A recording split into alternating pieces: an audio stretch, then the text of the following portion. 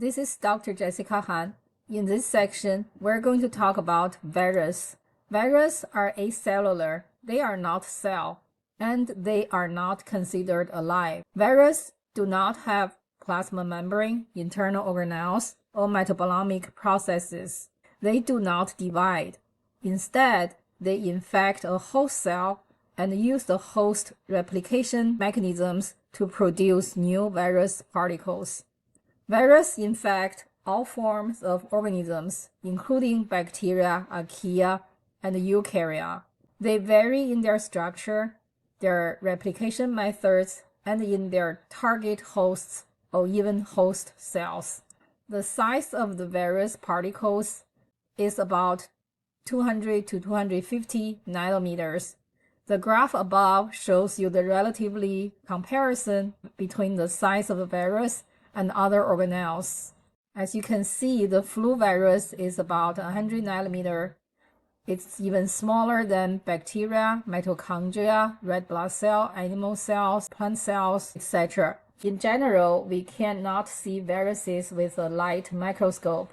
The surface structure of virions can be observed by both scanning and the transmission electron microscope. The internal structure of the virus can only be observed in images from transmission electron microscope. Viruses were initially grouped by shared morphology, meaning their size, shape, and distinguished structures.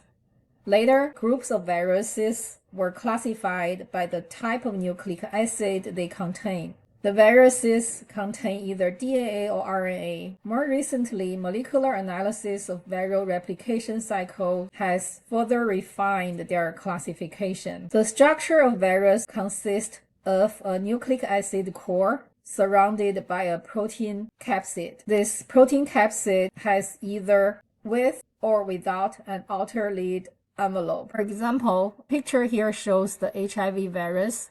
This is the RNA core. The blue circle around the RNA, this is the capsid.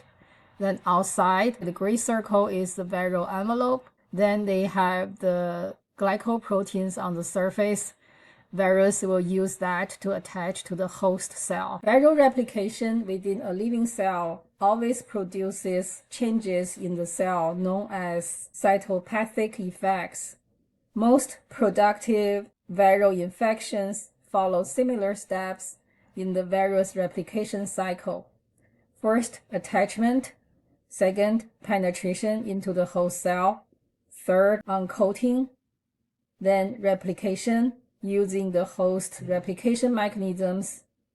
Then assemble the parts together, then release at the end. As shown in the figure above, virus will attach to the cell membrane, then penetrate into the cell, uncoat themselves to release its nucleic acid, then using the replication mechanisms within the host cells to make more nucleic acid for itself, assemble the parts together, then finally released from the host cell. Viral entry can be through injection, endocytosis, or envelope fusion.